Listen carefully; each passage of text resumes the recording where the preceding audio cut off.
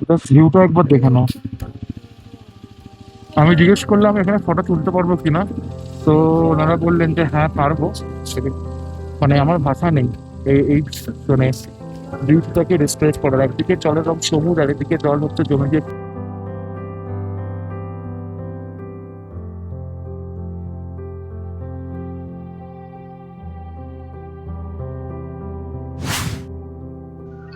নমস্কার বন্ধুরা, welcome in the land of rising sun.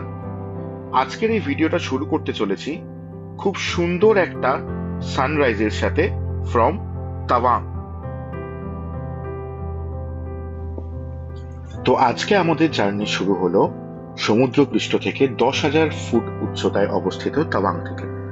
Tawang Arunachal প্রদেশে অবস্থিত, অরুণাচল প্রদেশের রাজধানী। অরুণাচল প্রদেশ আমাদের ভারতবর্ষের একদম পূর্ব সীমায় অবস্থিত শেষ রাজ্য, যার পরেই কিন্তু চায়না স্টার্ট হচ্ছে। বর্তমানে যেটা চায়না বটে, বাট আজ থেকে বেশ কয়েক বছর আগে যেটা কিন্তু ছিল টিবেট, আর এখন বর্তমানে সেটা হলো চায়না অকুপাইড টিবেট।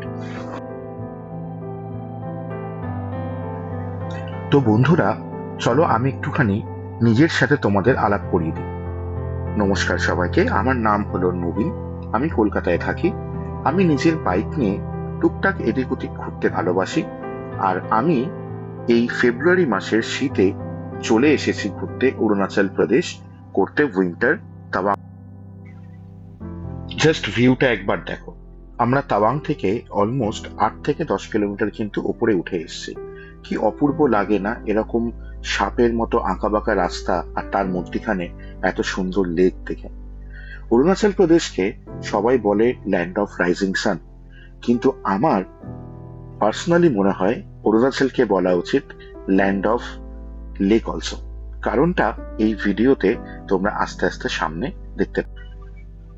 তো দেখো, যেরকম দেখাই যাচ্ছে আর্মি ক্যাম্পের এখানে পাশ থেকে বুমলা পাস আর 30 কিলোমিটার মতো রাস্তা সেরকম তোমরা দেখতে পাচ্ছ। তো এখান থেকে আমি ডান দিকে বুমলা পাসের দিকে উঠে যাব।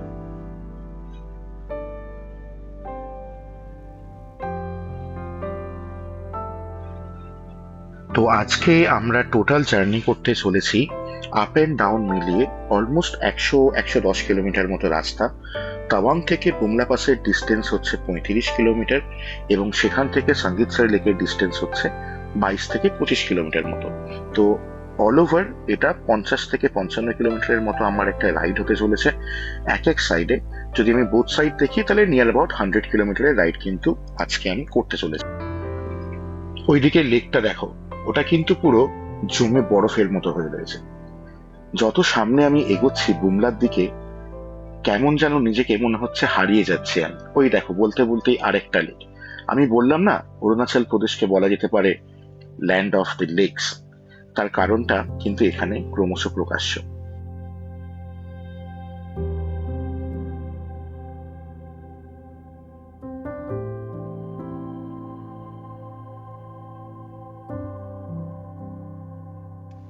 দেখো, তাওয়াং থেকে বুমলা যাওয়ার জন্য কিন্তু একটাই রাস্তা রয়েছে। সেই রাস্তা দিয়ে তুমি যখন যাবে একটা ওয়াই জাংশন পড়বে, যেখান থেকে ডান দিকে তুমি উপর দিকে উঠে গেলে পৌঁছে যাবে বুমলা পাস এবং ভারতবর্ষের শেষ সীমান্তে। এবং যদি তুমি বাঁ দিকে চলে যাও তখন তুমি পেয়ে যাবে সঙ্গীতসর লেক। এই দেখো, বলতে বলতে কিন্তু বরফের দেখা পেলাম, এবং এখানে কিন্তু আরো একটা লেক রয়েছে। তো তোমরা যদি কেউ এই লেকগুলোর নাম জানো, আমাকে কিন্তু অবশ্যই সবকটা লেকের নাম বলো। আমি কিন্তু দুটো লেকেরই মাত্র নাম জানি, সেই দুটো লেক কোনটা আমি তোমাদেরকে দেখিয়ে দেব।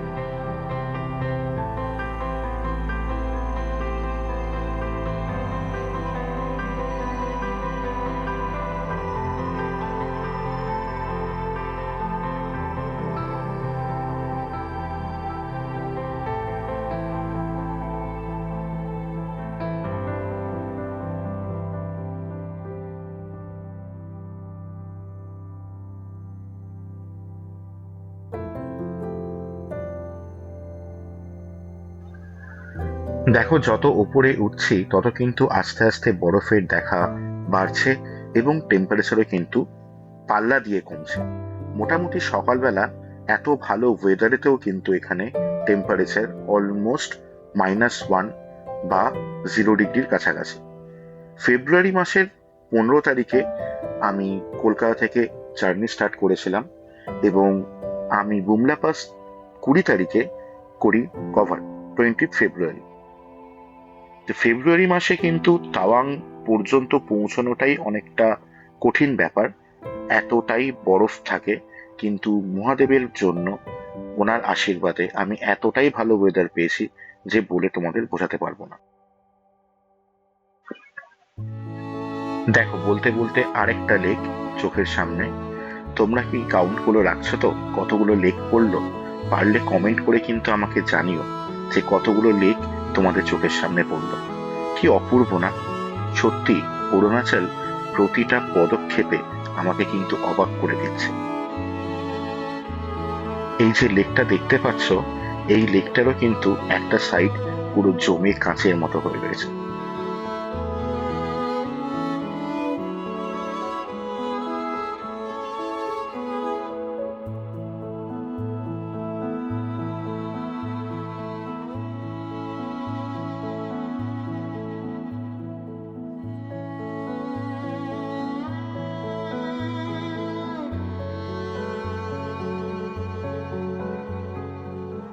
দেখতে দেখতে আমি চলে এলাম আরেকটা লেকের কাছে। কি অপূর্ব লেক দেখো, চারিদিকে সাদা বরফ মোড়া পাহাড় আর মাঝখানে এমন সুন্দর নীল জলের লেক। সত্যি ভারতবর্ষ ইনক্রেডিবল। এই লেকটার নাম হলো শ্রী স্বয়ম্ভু লেক। এই লেকটার পেছনেও কিন্তু একটা গল্প রয়েছে। এই লেকটার কাছে একটা ক্যাফেটেরিয়া আছে এবং রয়েছে মহাদেবের একটা মন্দির। যে মন্দিরটা কিন্তু একজন টুরিস্টই এখানে খুঁজে পায় এবং তারপরে সেটা আর্মিদের দ্বারা প্রতিষ্ঠিত হয় এই পাহাড়ে, অলমোস্ট 15,000 ফিট হাইটে।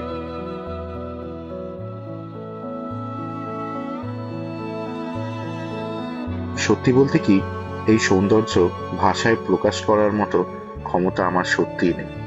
যত দেখছি তত যেন আমি বিভোর হয়ে হারিয়ে যাচ্ছি এই অপরূপ হিমালয়ের কোলে।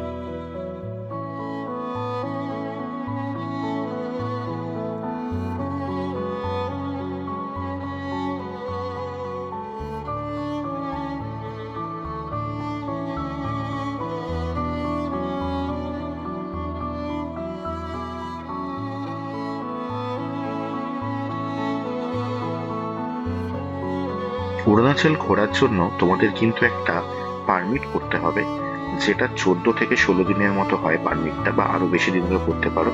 তো আমি তার ডিটেলসটাও তোমাদের শেয়ার করে দেবো।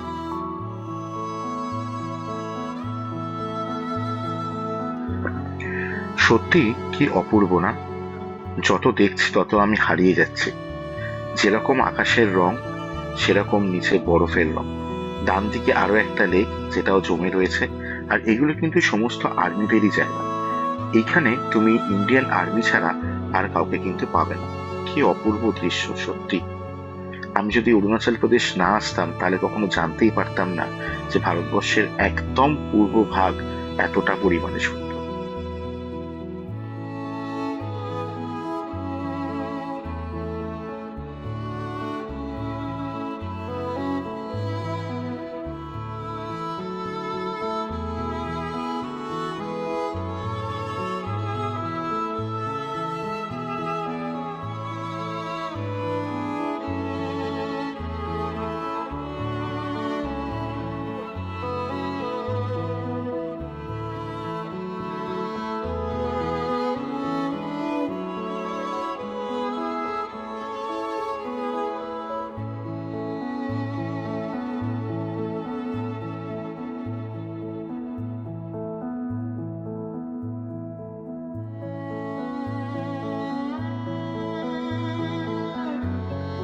যেমন কি দেখতে পাচ্ছ বন্ধুরা, আমি পৌঁছে গেছি কিন্তু শ্রী স্বয়ম্ভু লেকের কাছে। খানিকটা ওপর থেকে শ্রী স্বয়ম্ভু লেকটা এরকম দেখতে লাগে, চারদিকে বরফে ঢাকা। এখানে কিন্তু ভিডিও করাটা পসিবল নয়, it is a restricted zone. But আমার পেছনে কিছু আর্মি অফিসার ছিল, তাদেরকে জিজ্ঞেস করেই কিন্তু আমি এখানে ভিডিওটা অন করি।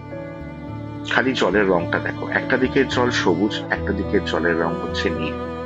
সত্যি এত সুন্দর, আমি ভাষায় প্রকাশ করতে পারছি না।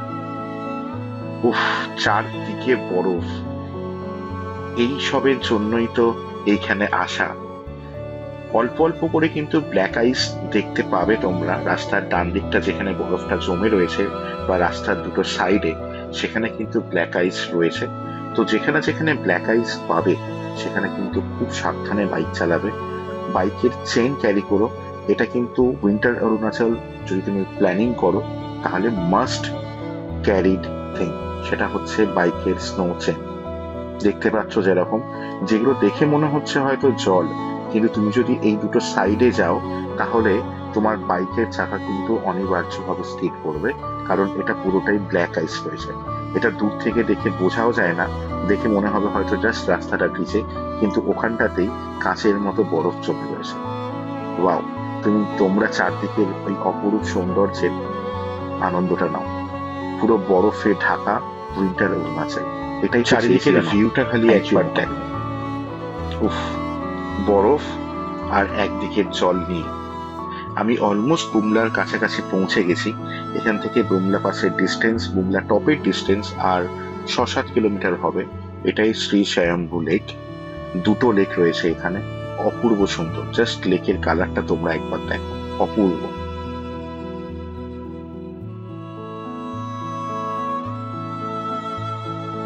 দেখো, অরুণাচল প্রদেশের রাস্তার কথা যদি বলি তাহলে রাস্তা কিন্তু সত্যিই খুব সুন্দর।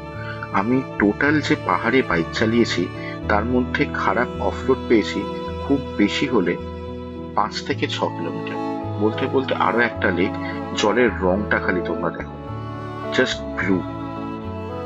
তো যেটা বলছিলাম, অরুণাচল প্রদেশের রাস্তা কিন্তু খুবই ভালো, এবং তোমাদের অরুণাচল প্রদেশে ট্রিপ করতে গেলে একটা পারমিট বানাতে হবে। যে পারমিট আমি বানিয়েছিলাম একজন ব্রোকারের কাছ থেকে, আমার পরিচিত, তার কন্ট্যাক্ট নাম্বার আমি তোমাদের শেয়ার করে দেবো। তোমরা তাকে কন্ট্যাক্ট করেও কিন্তু পারমিট করে নিতে পারো। আর বুমলা পাস আসার জন্য তোমাদের কিন্তু আলাদা করে একটা পারমিট করতে হবে, যেটা তোমরা যে হোটেলে তাওয়াঙে থাকছো সেই হোটেল থেকে করতে পারো, কিংবা যে ব্রোকারের নাম্বার আমি ডিসক্রিপশন বক্সে দিয়ে দেবো তার থেকেও কিন্তু করিয়ে নিতে পারো। আর বুমলা পাস বা অরুণাচল প্রদেশ বা উইন্টার মাউন্টেন রাইড যখনই করবে, কিছু জিনিস মাথায় রেখো। সেটা হচ্ছে বাইকের সার্ভিস টপ নচ করে এসো, মনের বল, একটু ফিজিক্যাল অ্যাক্টিভিটি, যেটা তোমরা কিন্তু অবশ্যই করো পাহাড়ে আসার আগে, এবং তার সঙ্গে সঙ্গে কর্পূর ক্যারি করো। ওষুধের কথা আমি খুব একটা বলবো না, বাট কর্পূর, অক্সিজেন মাস্ক, এগুলো যদি তোমাদের মনে হয় তোমরা কিন্তু ক্যারি করো। আমি কিন্তু কর্পূর ছাড়া কিছু ক্যারি করিনি, এবং মহাদেবের আশীর্বাদে আমি কিন্তু কোনো রকম কোনো প্রবলেমও ফেস করিনি। বলতে বলতেই দেখো, আমার চাকাটা কিন্তু ব্ল্যাক আইসের উপরে এখানে পড়েছিল একটুখানি। এই জায়গাটা কিন্তু পুরোটাতেই ব্ল্যাক আইসটা রয়েছে।